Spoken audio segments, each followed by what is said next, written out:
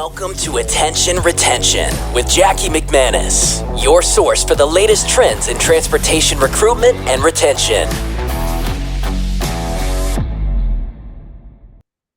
On today's podcast of Attention Retention, I'm absolutely thrilled to welcome Tracy Winkler, professional EOS implementer, growth expert, focusing on transportation and logistics industry, and specifically family-run businesses. Tracy, it's a pleasure to have you with us today. Thank you so much for joining.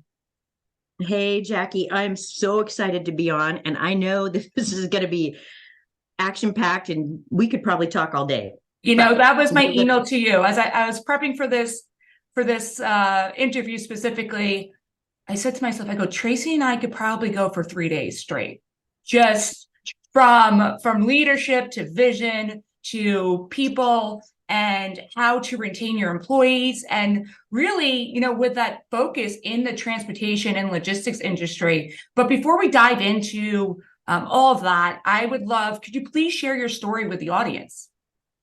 Oh, absolutely. So let's go back, and I always tell you this little fun fact. So fun fact is now you got to follow along here. I'm known as the granddaughter of the granddaddy of the truck stoppers. So what the heck does that mean? Yeah. So I was privileged and blessed to have the opportunity to actually work 20 years for my family business. And that was, it was called Bossamans. And so my grandfather was the first man to ever put they called it travel plaza, truck stop on the interstate and highway systems ever back in the 60s. So true pioneer, true visionary. And so we've been in the trucking world for years. We had, truck stops, convenience stores, trucking division. So anyway, that was kind of where my love of the industry came. Mm-hmm. So I've worked in leadership. I've been a serial entrepreneur myself, owned and operated about 6 different companies. And I will tell you what, some have been good, some have been great, and some I don't even want to think about. Yeah. So a little bit about what I do now. I'm an EOS implementer and growth coach. And really, it all started from, there was a little book called Traction. And I was introduced to this book a couple years ago, and I wish it would have been a long time ago. And basically what it did was it changed my life. And if I would have had this in our family business, or if I would have had this book in my businesses, what a difference it would make. And so I'll share a little bit more about how once I got this, I was handing this to clients that we've worked with together, Jackie, or, and this was a game changer. And so, that's really what I do. I mean, I love the industry, grew up, like I said, in a large family business. And my goal is to really help with, helping companies grow. Yeah, no, that's stellar. And I remember when you first messaged me on LinkedIn and you gave me the backstory of your family and your great granddaddy and, right in Nebraska. We jumped on a call, I believe, that afternoon. And, from that first phone call, you and I just had a great connection and a great vision of what we both want and expect in the world. And you've helped me in my business quite a bit over the last 2 years, which I can't believe it's only been 2 years because I feel like I've known you for a lifetime.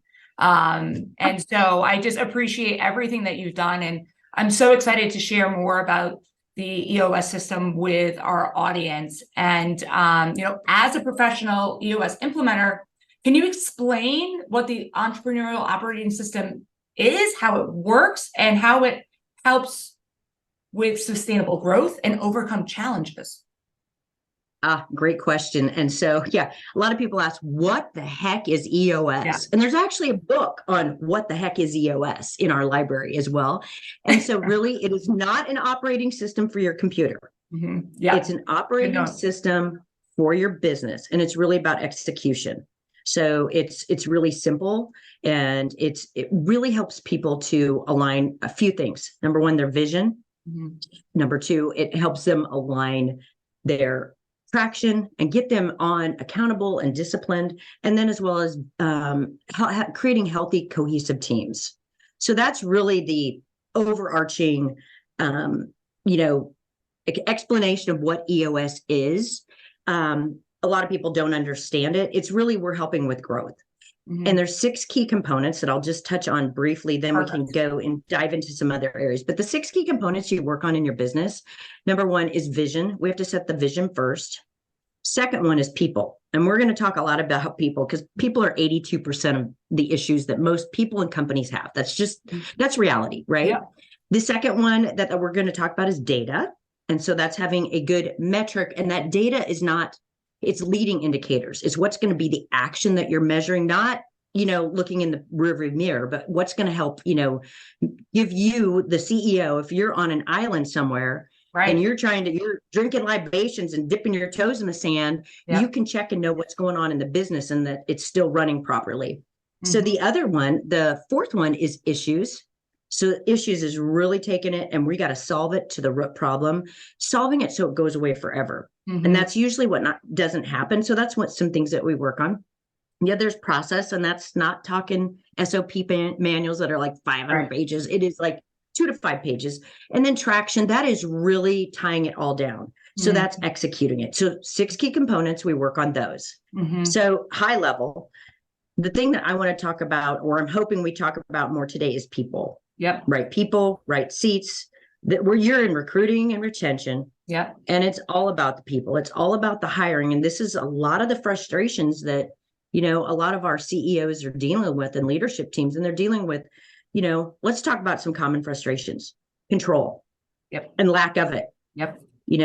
Most CEOs and leaders, business owners, are feeling that lack of control. Their profit, not enough of it. Mhm. And not enough of it that they can't invest in training. They can't invest in the right people. They can't invest in equipment. They Mhm. can't invest in that growth that they want to, Yeah. so that's a big common frustration. People, we'll talk more about people, right Mhm. seats, not having, no one's on the same page. They're all the way from employees to vendors to customers, you name it. Mhm. Hitting the ceiling. Now, this is one I didn't talk about. Part of my story being my husband's in trucking also. Yes, he is. And so we both share love for it. And he runs on EOS. Can I also just add, he has multiple years in a row has received the award of best fleets to drive for. Andrew Winkler is phenomenal, and he definitely is someone in the industry that provides so much value. And it really ties down to how he manages his people. And he, working with him and them being a KJ Media client, I could definitely see the difference in how he runs and operates his company versus, some other companies that we've worked with previously. And he's phenomenal to work with. So that's another shoe in on how you're tied to the transportation industry, but what a guy to be married to, I can tell you that. And we laugh. And he teases me, and he says that he asked if he is my guinea pig. And you know what? He's not. He is my persona. He is my ideal client. Totally. Yes, I'm married to him, Yeah. but we share such a passion for the industry, and he's an innovator, and he's growth oriented. He's open-minded. He's transparent, and he's vulnerable. Everything in leaders that I look for to work with. And so that's really been fun and key. And yes, we've been working with him with KJ, Mhm. and and yes, so EOS. So that was one thing when I was going with the hitting the ceiling. Yeah. That is, his growth was like, it was going, but it was just like this. Yeah. And EOS has changed that to get it to really take that growth trajectory, upwards. So they were just status quo. He couldn't break that ceiling. So that's one of the issues and frustrations. And that was one of his biggest ones, along with several of the others. And the last one is like, nothing's working. So Mhm. you read all the books. Yep. You go to seminars. Mhm. You take it home. You try to implement it yourself. Yep. It doesn't work. Number one, it's in your head. Mhm. And so, it's just, all the books are great, but we have to actually educate others on them and how to put it in the system. So that's usually kind of the 5 things. So that, people are, and leaders are frustrated with. And that is kind of where people lead in and they're like, Tracy, I need your help. So it's not like they're looking for EOS or traction, or they maybe have heard of traction. They don't know what EOS is. Totally. It comes down to what the heck are their pain points. And how can we help? Is EOS right for you? Mm-hmm. Then I always ask, am I right for you? Do you like me? Just want to I confirm. like you. Yeah, Yeah. exactly. And it's Yeah. the same when we're working with clients. I mean, we have to have a trusted, relationship to be Mhm. able to take it to the next level. And that's the fun part. It really is. And, business is built off of trust. We are in, like most industries, a very much a relationship industry. I think even more so in this industry. I always say it's like 2 degrees of separation that you'll know someone within the space. And your name, your company name, it goes a long way. And so by partnering with clients, at least on our end, and this is something that you and I have talked about extensively, is obviously in our space, there's labor shortages. Oh, There's yeah. CDL drivers, there's owner operators that that's diminishing over time because of rules and regulations, diesel technicians, warehouse workers. And when you and I talk about a potential client or opportunity for the KJ team specifically, a lot of what our conversation starts with is, what's leadership like? What are their core values? What do they believe? Do they really want to change? Because that's a big thing, is that something they really want to do? Or is it just one person on a 10-person team? And so I think that's what's so interesting about Traction, the EOS implementer, because it's not just for the CEO. It starts with the CEO, but is for leaders within the organization so that you can make that direct change. And that ties back down to it trickles down. So it starts with the head and it goes down to the top, to the bottom, and it trickles down to your drivers, your warehouse workers, and how you're treating them. So from where you sit with all the clients that you work with in this space, how do leaders effectively motivate and empower their employees? Great question. And when I'm going to touch back on something, when you were talking, what I do when I'm working with the clients, I work with the leadership team. Yep. So we work through, several days of sessions we start with a focus day. We're working on a lot of hitting the ceiling things. Then we do vision building day 1 and vision building day 2. After we do that, then it's shared by all. And that's on the responsibility of the leadership team to share it. I'm not digging deep into the business. I'm coaching them. Yep. And so then it's shared by all and followed by all. And just like you said, all the way down to every level in the business that they see the vision, they're all rowing in the same direction. So I just wanted to point that out first. That's a great note. Yeah.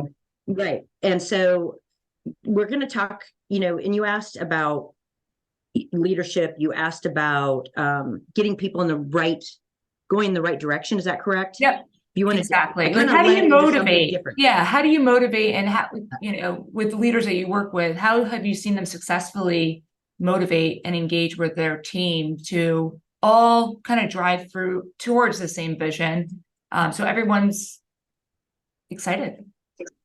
Okay. So that's going to bring up that people issue, and we call it right people, right seats. Now that was popularized by Jim Good in the book, Good to Great. Mm-hmm. So that's a concept that we use. So right people. Now, first of all, they have to also get it, want it, and have capacity. So they have that God-given talent. Mm-hmm. They're excited to go to work. They're intuitively, they just really can connect dots. They're critical thinkers. They're problem solvers that relate to your culture, right? Number 2, they have to want it. That's when they want it, they want to go the extra mile. They want to do extra things. They're put the greater good of the company ahead of themselves. Mm-hmm. Capacity is, do they have the education? Do they have the willingness to learn? Do they have the desire and the time? So do they have the emotional capacity? Do they have physical capacity? Do they have intellectual capacity? And do they have, just the time capacity to learn? So the capacity is one that they can gain. Mm-hmm. Sometimes if they don't get it and want it for your team, they're not going to have that motivation. So when you're saying motivating the team, they have to be the right people, right seats. So right people are the ones that they fit your culture like a glove. They're like live and breathe your core values. And so the core values that you have for the company are what you have to always go back to. You hire on it, you have choose vendors on it, and you choose customers on it. Mm-hmm. Those are the people that really you resonate with and you want to work with. Mm-hmm. The right seat is someone who actually they're fantastic at their job. It's a God-given talent. But if you don't have both together, you're going to have an issue.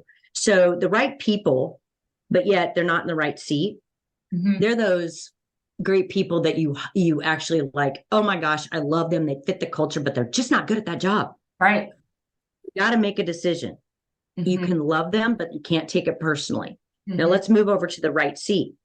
Let's say that maybe toxic person that doesn't fit the culture. Right. Maybe a negative Nelly. Maybe. But an executor, maybe? Yes. So they're really, really good. But you go into a meeting and everybody goes, oh. Yeah. Yeah. And I've had one or two in my career. I've had a few myself, had a few clients that I would go, you need this book and good luck. Yeah. Right. Right. So right people, right seats. And it's not that they're intentional, but what happens is we get too stuck. We have to really define this. If you don't, and you don't take care of that cancer right away, it will stagnate your growth. And I wrote this down and I wanted to say it. So I say it right here. You have to grow internally before you can grow externally. That's a good one. So taking a look at defining what great people is. So great people to every organization is going to be very different, Jackie. Mm-hmm. So that depends on your core values so there's a different definition for each company. And that has to be defined specifically, within your company and your context. So always creating that great people are the right people in the right seats.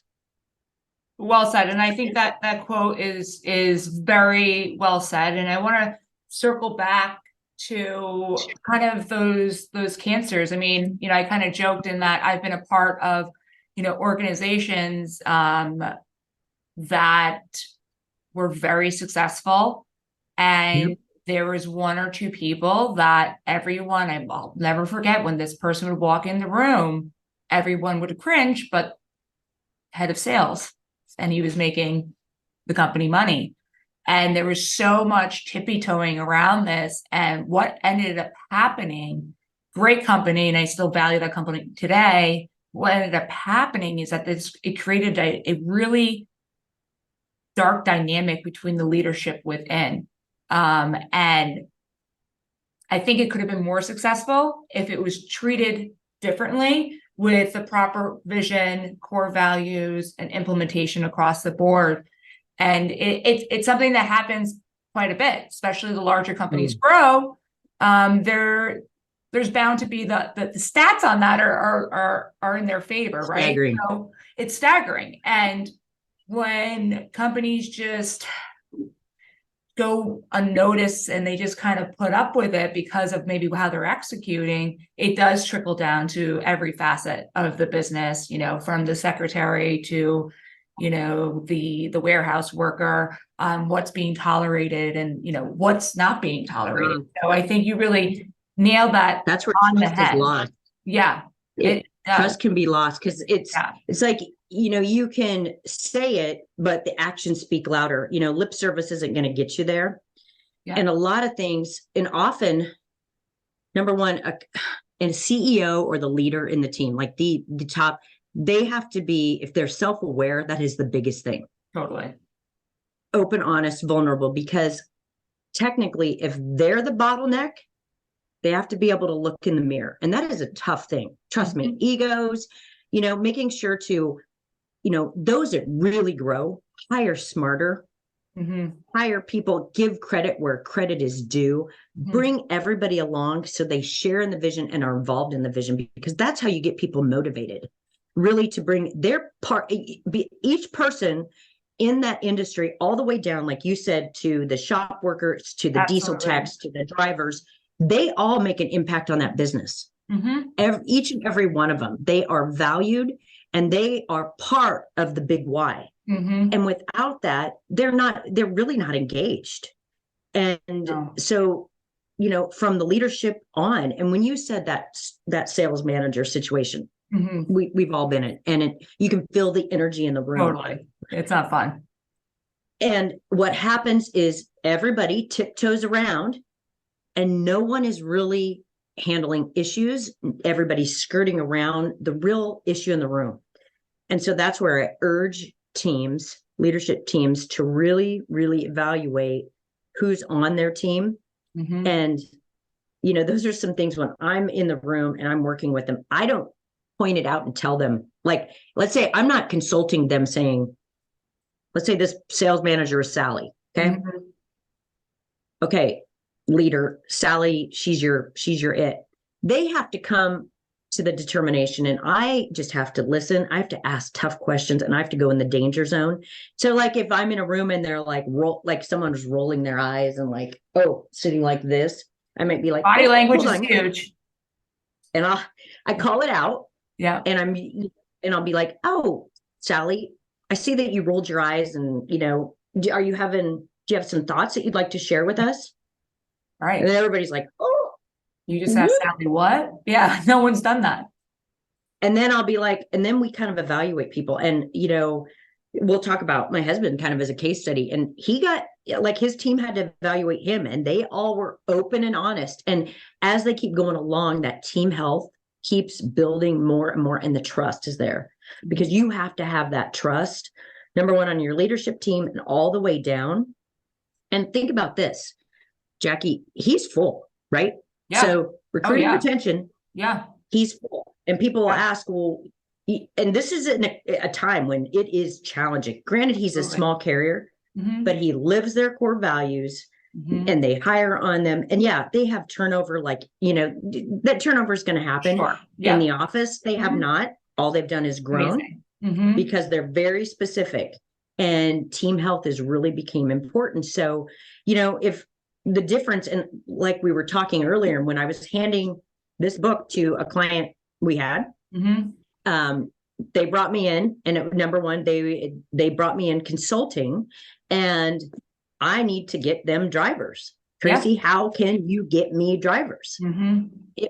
I couldn't just get them drivers. We can do Yeah. the best ads, we can use, but their Absolutely. culture, their core values weren't there. They didn't have right people in the right seats. It was toxic and disjointed.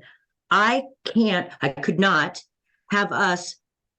We all felt the same. We were spending money that it was like an icky car salesperson. We didn't want to Totally. spend their money to get them no results and then blame us when in fact, they had to look in the mirror. Now Yeah. I let them go, and we didn't work with Good. them anymore. Yes, you did We've made that we've decision. remained friends. Yep, of course. And they did make changes. They weren't ready to adopt all of it, but they've been making slow and steady changes. So, and I kept supporting them. It was just like, this is just not a good fit. Mhm. And so that's just knowing, even with our clients, you know, that we work with at KJ, it's like making sure that they are growth minded, that they're open, transparent, and that they have the culture so that we can get the results for them Absolutely. on their lead generation. Because like my husband will say, that's something you don't turn off.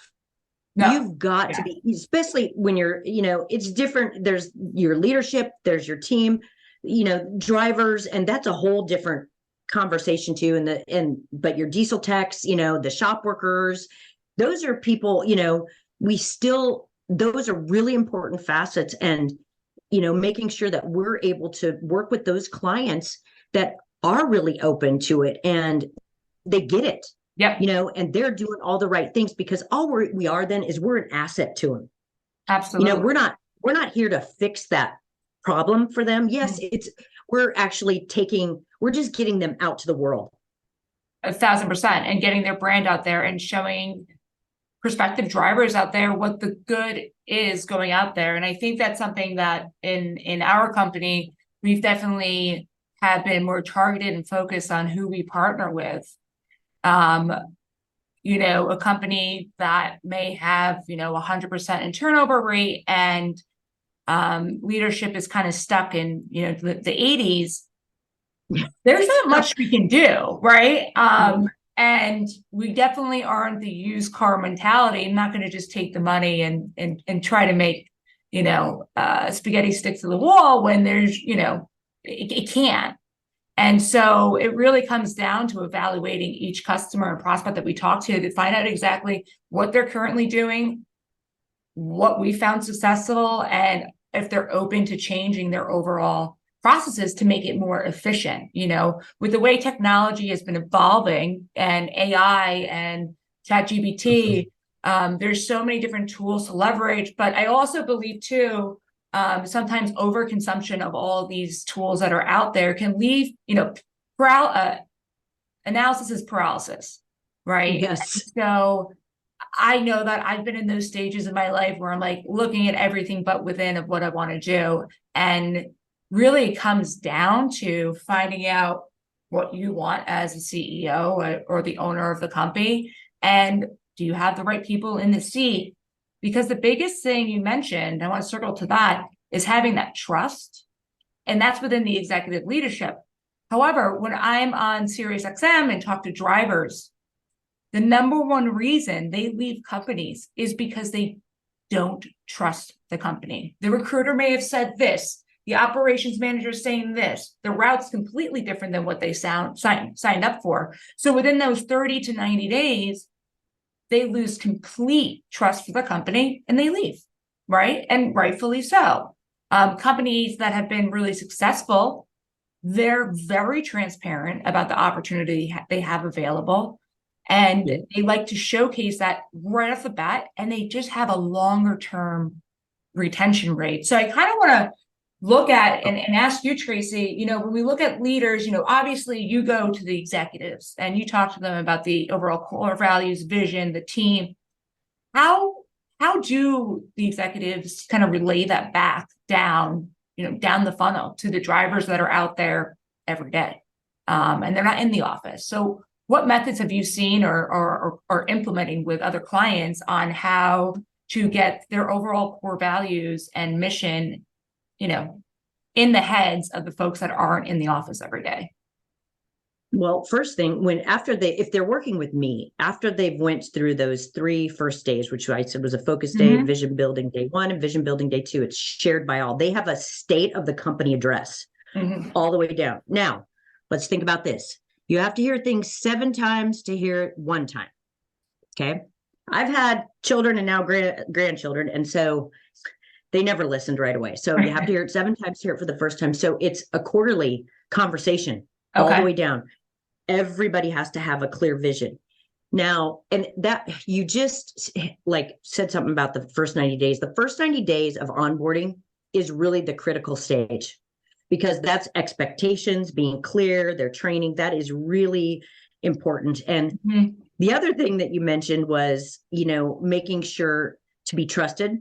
So the funny thing, I'll bring back up my husband, and this isn't all about my husband, but he has, and you've been on the podcast, podcast called Driven Too Far.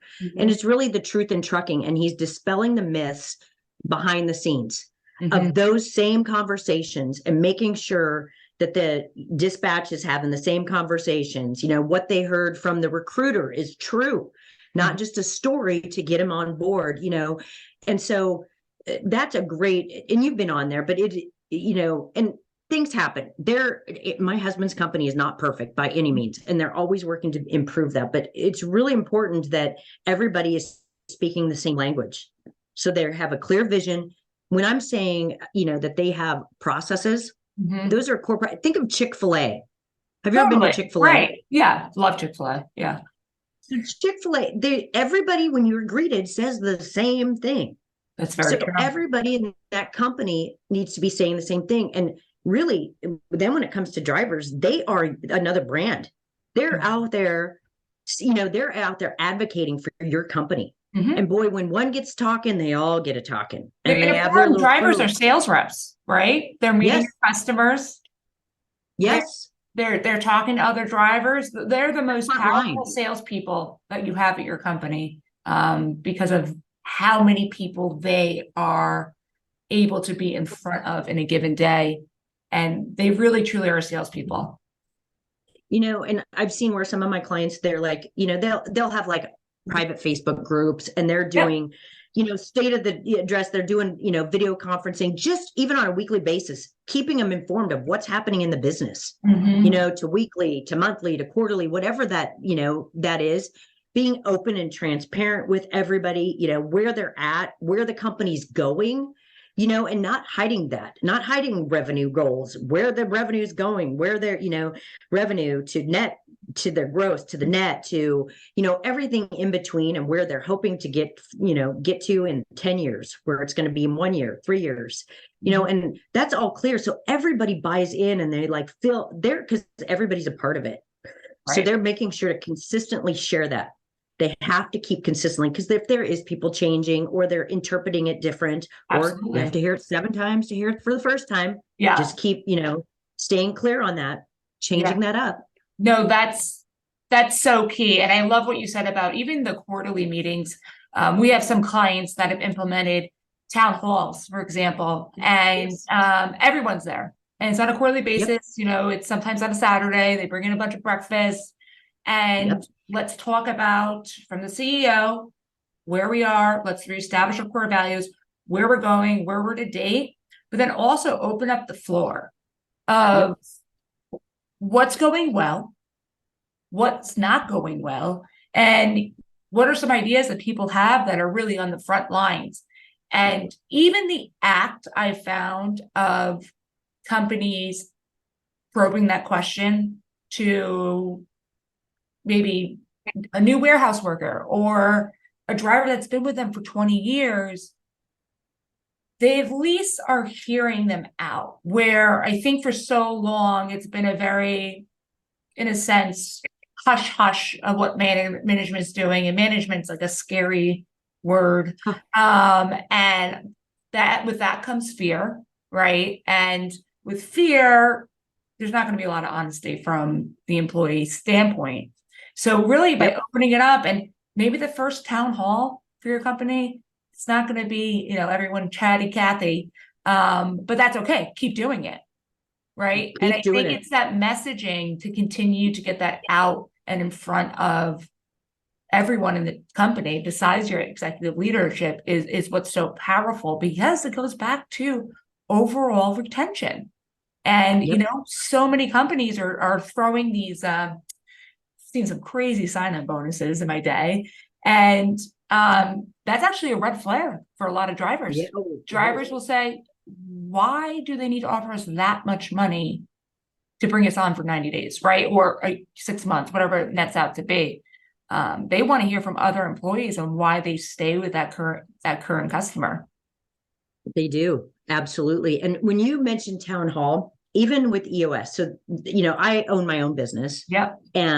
But EOS, they bring us together for, just like I do we do with our clients. We come together, we have town halls, that we can get on regularly. And those are all via Zoom. We have annuals that we all are together and expected to be there. Then we have quarterlies that we attend. And basically it is Mark O'Donnell, which is the visionary of EOS Worldwide, sharing the vision, sharing the numbers, sharing everything, even though we have our own numbers. And then what we do is we go over issues, and we call them IDSing, and basically everybody brings up things and we prioritize them. We solve them to the root, and that's a whole other conversation, but that is exactly what we do, because we need to know where EOS Worldwide is going. It helps us to be better at our job. And everything is open, honest, and transparent. And we putting it out there, and that's how we teach our clients to run the business. And we're an operating system, and there's others. Okay. So I used to do, I just wanted to mention this. It just came to mind. I used to have it's the Tracy operating system, or we could call it SOS. Because I would bring in ideas from different operating systems. Okay. I'm ADD. I think you're a little ADD. Most entrepreneurs are. Okay. So I was always reading a book or capturing things. What we focus on is pick one. Pick one that resonates with you. So EOS is one, but don't do the SOS. Do not do your own operating system, whatever you do. That's all I'm going to say. Vet whatever, you're looking for, if EOS is a right fit or another, but operate on something that you can execute, and execute well, because it will change your life as a CEO, leader in the company. It will change the business. And you can actually, we call it living an EOS life. You can actually have other passion projects. You can work yourself out of the business, whatever that desire is. But everybody on the team is just united. You're a united front. They're engaged, because engagement of employees, those numbers are also staggering, because the majority are not engaged and they're like just existing. And I could unpack other things, like we call them the quiet quitters. That's a new thing that's in the millennial stage. I can see that. Yes. And that in 2025, that'll be 75% of our workforce. Is that right? 75%? Yes. Holy moly. Yes. And so what it is they're engaged up front, but you need to be aware. And this is when teams are really aware, the leaders down to the managers, all the way down, those people that, especially if they're remote and they start getting quiet and then they're not participating. And really that's, you got to get in there and ask the questions. You can't just be watching from afar or not be paying attention. You need to, when you're running companies and you're managing human energy. Absolutely. And not all CEOs or leaders are meant for it. And you know what? If you're not, we have a book that's called How to Be a Great Boss. You might not be a good boss. And if you're not, you're not a bad person. But by gosh, if you're not, step down, step away and go do something else. I've seen owners in companies that I work with, and we've moved them to an owner's box. They're not even working in the business. They don't even want to work in the business anymore. Or they step down from a leadership role and just want to do tactical things. They just, and they put the right people up there to run the company. So, you know, it just, being a great boss is just really listening, asking great questions, you know, keeping people really engaged. Yeah, seeing who's in the right seats. And if they're not, move it, change it.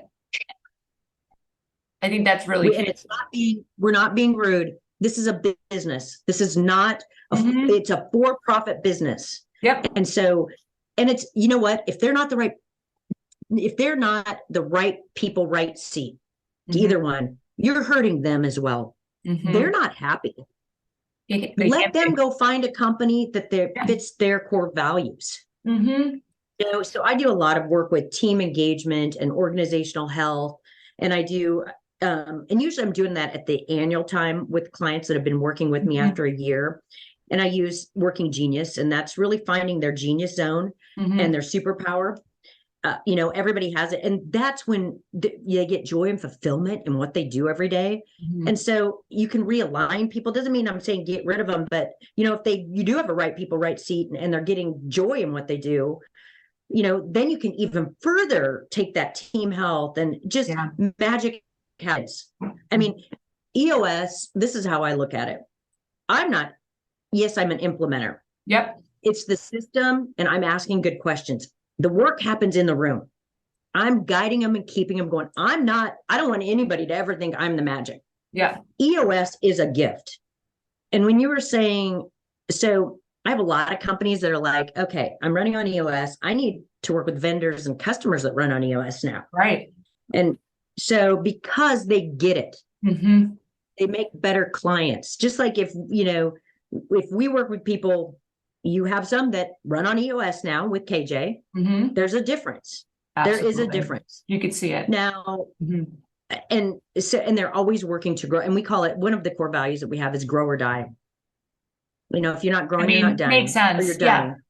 And that's really the truth. That's what it is. And I'm curious, when you work, let's say a brand new client you start working with, what does that implementation process look like? Is it 90 days? Is it a year? Is it 2 years? You know, what does that timeline look like for a company to get running on full EOS? So really it's 18 months to 2 years. We usually tell people to commit to 2 years when they're doing it. Now, I will tell you, when I work with them, I do not have a retainer. They do not pay me up front. They pay me after each session, and I have to deliver good value. So yes, they're committing. I need them committed in their minds. I need them committed as a team. Like, yes, we're doing it, but 18 months to 2 years to really get going.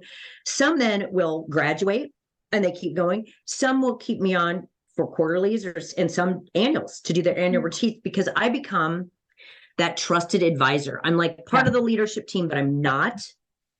And it's just, I'm able to facilitate for them. So if we're going on a retreat somewhere and we're doing a 2-day annual somewhere, we're doing team health, and they can also work on the business, and I'm able to handle that for them so that everybody experiences it. Because if someone self-implementing, you can self-implement this, but you're having to try to figure out all the implementation. You don't have all the tools. The book gives you an outline of it, but it's not sequential. It's not by a trained implementer. However, it can make some changes. Yeah. And so really that's how it works. And this is what I start off doing. I do a 90-minute meeting, Jackie, for free with the leadership team. Okay.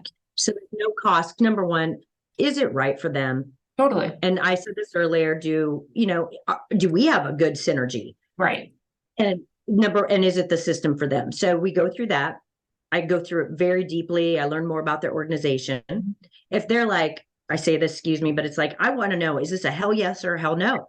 If everybody isn't on board, we're going to have a problem. Right. And so we go around the room, and, like I said, I'm really picky who I work with now, because it's just, I've wanted it more than other companies before. You've seen it with some of the stuff we've done. Absolutely. We wanted to fix them. We do. We can't fix everybody. Especially when not you our job. See it. Yeah, you could see how those red just flags. a small little movement could really make a huge difference in a company, especially when some companies are spending, quite a bit of money on the advertising marketing, where you really should go back to the core basics. Yes. And go from there, but continue with the timeline. So that was the 90-minute meeting. If they do the hell yes, we start off with the focus day. That's 7 hours plus or minus 8 hours. And we go until it's done. I'll ask permission. So we're really working on hitting the ceiling, the 5 abilities of leaders. I mean, there's a whole process we go through. 30 days later, because it's 30-day learning. Okay. We go on to vision building day 1, same full day. 30 days later is vision building day 2. And I don't need to go into those things, but after that, that's them sharing by all that state of the address to the company. Yep. And then we go 90 days later, and then we do the first quarterly, and then it's quarterly, and then wherever it falls for the annual, 2-day annual, and we do 2-day annuals. These are always, we prefer offsite. So I also fly some people work in their backyard. Since I'm transportation and trucking, I will go nationally. Yep. So we go, and if they have a conference room, number one, we don't want them on electronics. I really want them working on the business. I really want it at a space that we can learn, and then annual. Some of them are annual retreats that are just, we're going to really, depending on the company, they want to fly everybody somewhere, and these are some great retreats and amazing things, but that's really where they're growing, and they've seen the growth. And there's stories and case studies. We have 190,000 plus people running on EOS. Wow. Right now. And I have to ask you, obviously in your experience over the years, being a serial entrepreneur, coming from an entrepreneurial family, what about EOS specifically is maybe a little different, or why did you choose to become a professional implementer versus some other courses that are out there specifically? How I looked at it, it was simple. Practical tools. They've been around for 100 years. They're going to be here for 1,000 more. Everything that like Gino Wickman cobbled together to create is from all the greats, but it's in an executable system, and it's simple and easy. So most people I work with they're family owned, privately held businesses. Yep. Okay. So those are the ones I really connect with, because they still have that family side. They're not, and nothing against the so corporate, but they're not doing anything. And so for me, I told you I was doing the Tracy operating system in my own businesses and SOS and adding a few things. I needed a system to execute on and really follow through. And this book was like, it just was eye-opening. It was really like, this is it. And I remember going to my husband going a couple years ago saying, okay, I really want to do this. Yeah. It was gold standard to me. And Sense. Yep. when I align with strategic partners, like I'm aligned with KJ Media, I work with gold standard.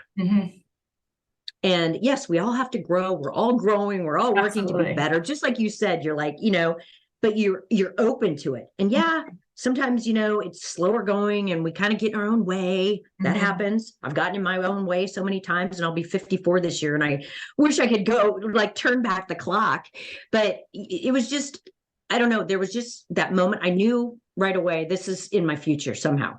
I didn't know how. And fast forward, it was just like, there was some really interesting, situations where they were like God moments, I'll call it, if you're a believer or not, but we were at certain places and met people like my husband and I was talking about something about visionaries and integrators, and we were having a photo session in the Ozarks, and the photographer's like, visionary integrator. And I'm like, okay, wait, no one picks that word up. Yeah. And she goes, oh my gosh, my husband's company is running on EOS and it's just like skyrocketed their growth. And I turned to my husband and I'm like, I am doing this. I am doing this. And he goes, babe, go for it. And so we had things in our life we couldn't do, like major things happening in our life, like marriages, kids' marriages, grandbabies. Life gets in the way for sure. Yeah. And so we had to have it, put it in place at the right time and go through the extensive training.